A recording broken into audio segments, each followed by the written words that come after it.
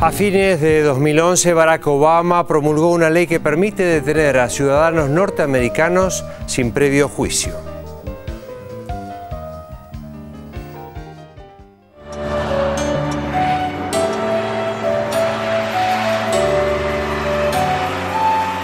I want to wish everyone a happy and healthy New Year.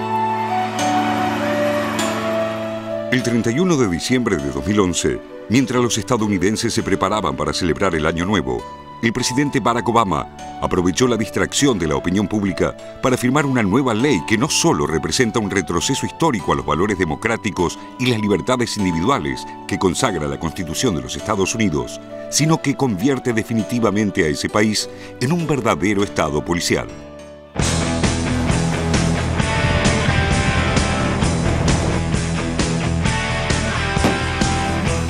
La normativa, conocida como Ley de Autorización para la Defensa Nacional, fue impulsada por el senador demócrata Carl Levin, sancionada por el Congreso con amplio apoyo bipartidario y sigue en la línea del proyecto trazado por la administración de George W. Bush y Dick Cheney, que Obama se esfuerza por profundizar.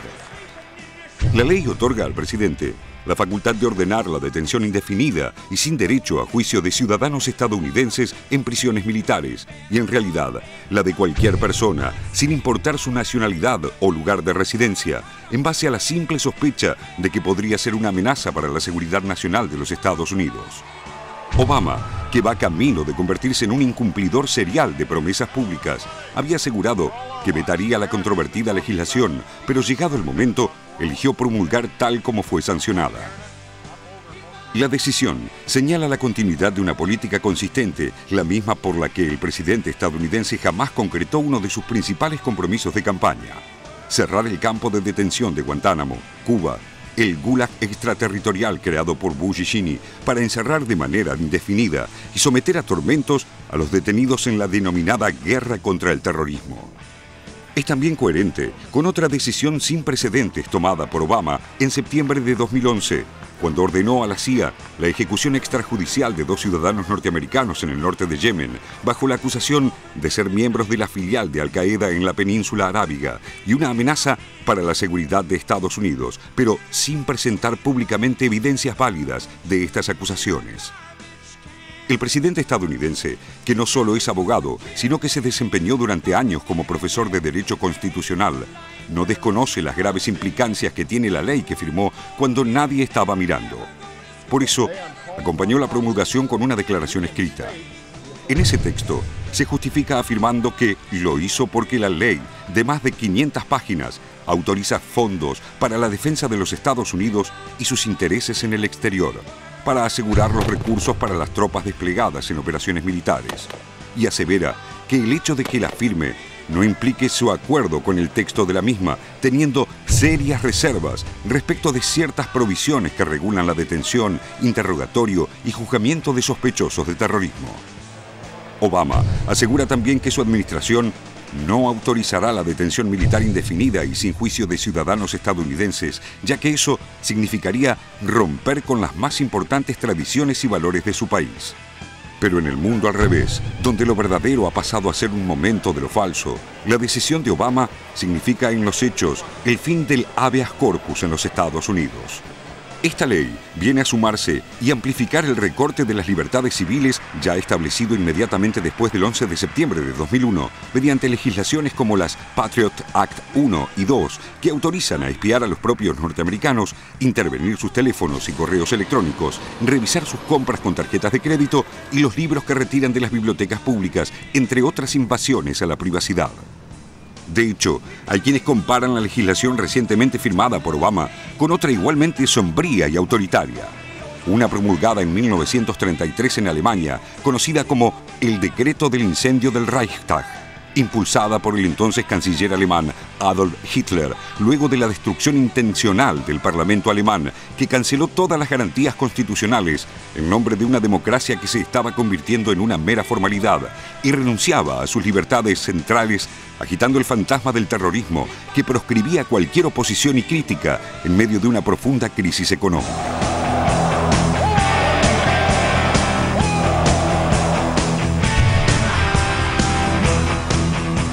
Si Obama que llegó a la Casa Blanca en nombre del cambio, es capaz de ordenar la detención y asesinato de sus conciudadanos, bombardeos humanitarios e intervenciones militares en países soberanos en nombre de la democracia, no es difícil imaginar qué podría hacer en su lugar cualquiera de los precandidatos republicanos que esperan disputarle la presidencia con estas herramientas legales que el actual mandatario deja consolidadas, asestando un golpe histórico a las libertades civiles que alguna vez fueron el orgullo de los Estados Unidos.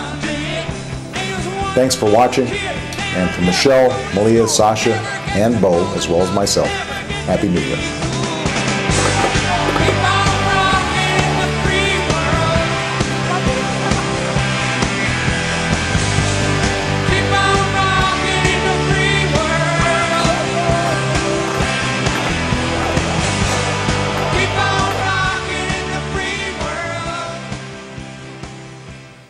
Bueno, parece que a Barack Obama le cuesta mucho esfuerzo encontrar apoyo bipartidario cuando se trata por ahí de leyes como de la salud, pero cuando se le trata de leyes más represivas encuentra fácilmente apoyo de los dos partidos, ¿no? Bueno, acá estamos con Juan Gabriel Tocatián, profesor de la Universidad de Itela, para hablar de este tema justamente. Y una de las cosas que más preguntas me sugieren es cuál es la necesidad que tiene en este momento Estados Unidos de sancionar leyes tan represivas como esta, digamos, cuál es la circunstancia interna por la cual, porque digamos, son leyes antipopulares y antipáticas, eso está claro. ¿Cuál es la circunstancia interna que obliga a Obama a tomar una medida como esta? Bueno, yo creo que una buena respuesta o tentativa a esta pregunta tuya muy precisa es poner un poco de contexto a esta ley. Y yo diría que el contexto nos debe remitir nuevamente al 11 de septiembre. Es decir, nos debe remitir otra vez a los famosos atentados en Nueva York y en Washington y en Pensilvania. Y de allí en más, el delicado balance que siempre ha existido, particularmente en una sociedad democrática como la de Estados Unidos, entre seguridad y libertad, fue desbalanceándose de manera cada vez más significativa, sacrificando derechos y garantías en aras de una mayor seguridad. Esto contó inicialmente con un fuerte respaldo ciudadano y el presidente Bush pudo, por lo tanto, llevar a cabo una serie de políticas de mano dura hacia afuera que legitimó lo que él denominó la guerra contra el terrorismo. Ahora bien, cuando uno mira ahora este proceso al cabo de 10 años, hay una serie de datos que no puede eludir para entender la dinámica más doméstica, más interna de los Estados Unidos, no un fenómeno exógeno, externo a los Estados Unidos. ¿A qué me refiero? Entre el 11 de septiembre y hoy vamos a llegar ya aproximadamente a 3.800 días sin ningún atentado en territorio norteamericano. Es decir, vamos más de 10 años sin ningún hecho del terrorismo transnacional de alcance global en espacio geográfico de los Estados Unidos. En este periodo, todos los indicadores de los servicios de inteligencia europeos y parcialmente de algunos norteamericanos, más de fuentes independientes, indican que hay un desmantelamiento significativo de Al-Qaeda. Osama Bin Laden fue ejecutado extrajudicialmente en una operación que conocimos que se desarrolló en Pakistán. Se ha desvertebrado buena parte del apoyo social en Medio Oriente a ciertos grupos muy radicalizados por esta esperanza que ha generado la primavera árabe, por estos cambios que estamos viendo en el mundo árabe musulmán. Estados Unidos está totalmente pertrechado y tiene el presupuesto de defensa más grande del mundo, que equivale a la suma de los presupuestos de defensa de los otros 192 países con asiento en Naciones Unidas. Entonces no hay ningún elemento objetivo que lleve a pensar que esta legislación particular sea necesaria hoy en los Estados Unidos, salvo la dinámica política doméstica de los Estados Unidos, que tiene dos componentes básicos para este tema. A, el control de los republicanos en el legislativo con una agenda de mano dura centrada nuevamente en el temor, centrada nuevamente en el miedo, centrada nuevamente en una supuesta inoperancia o mano blanda del presidente Obama, que ya ha probado que no la tiene, pero sobreexagerando la necesidad de medidas cada vez más urgentes en este campo. Y por el otro lado el componente militar, las Fuerzas Armadas de los Estados Unidos. Las Fuerzas Armadas de los Estados Unidos que se han vuelto cada vez un actor político más autónomo y decisivo en la política doméstica de los Estados Unidos. O sea que la política fue perdiendo terreno, o la diplomacia fue perdiendo terreno en aras de un avance del militarismo dentro de Estados Unidos. Es decir, dentro de los actores sociales y políticos domésticos, los civiles fueron dejando cada vez más espacios para los militares, los recalcitrantes fueron desplazando a los más demócratas, los moderados se han ido desapareciendo de este debate, y entonces tenemos una legislación que es típica de los gobiernos de seguridad nacional de América Latina. Es decir, aquí hay un efecto revertido de lo que fue lo peor de nuestra Guerra Fría, ahora al interior de los Estados Unidos. Juan, y esta situación de crisis, digamos, esta situación de crisis que se revierte en los Occupy Wall Street, Occupy Oklahoma, digamos, estos sectores de jóvenes que están protestando porque tienen un futuro de desempleo. Digamos, esta crisis interna de Estados Unidos no está relacionado con esta represión que avanza. Yo creo que lo que estamos viendo desde hace mucho tiempo en Estados Unidos es un pasaje del acoso a la democracia al ocaso de la democracia. Y esta legislación va a ser central para esto último. Esta legislación ha sido protestada por la Asociación de Libertades Civiles de los Estados Unidos. Amnesty International se ha pronunciado sobre eso. Human Rights Watch ha dicho que es una barbarie.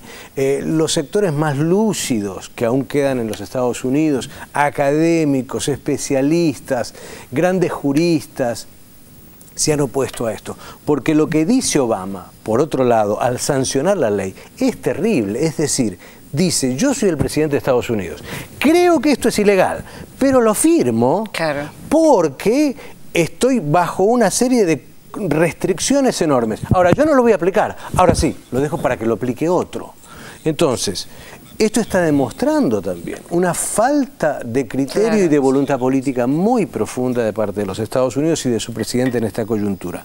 Añadiría en ese contexto que todos estos movimientos que estamos viendo, Occupy New York, Occupy Oklahoma, Occupy San Francisco, a mi modo de ver, son interesantes como una pintura de la crisis económica y social de los Estados Unidos, pero todavía no significan una mirada alternativa, profunda, crítica, reformista de lo que está pasando en clave democrática y en clave económica en los Estados Unidos. Una cortita, pasando ahora a la política exterior. El tema Irán.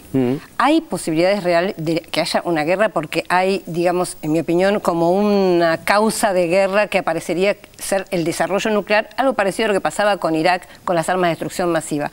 ¿Puede ser que haya, y cuál es la necesidad de una guerra en Irán hoy?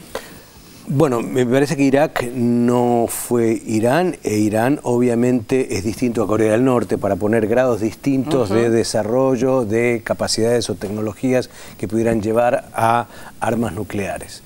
El caso Irán va a ser un caso emblemático, o la sociedad internacional lo resuelve por vía negociada y todavía hay mucho espacio para hacerlo, o los halcones de diferente tipo en diferentes países ganan esta partida e inician algo cuyo efecto final es imprevisible. ¿Qué quiero decir con esto?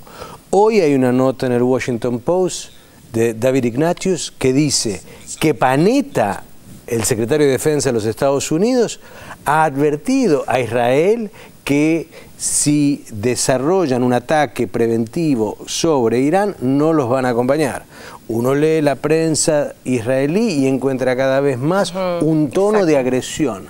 Si uno mira cómo se están moviendo los actores militares, particularmente Irán en su capacidad defensiva, cómo cada vez hay de parte de Inglaterra una vocación de acompañar a los Estados Unidos en un sistema más sancionatorio.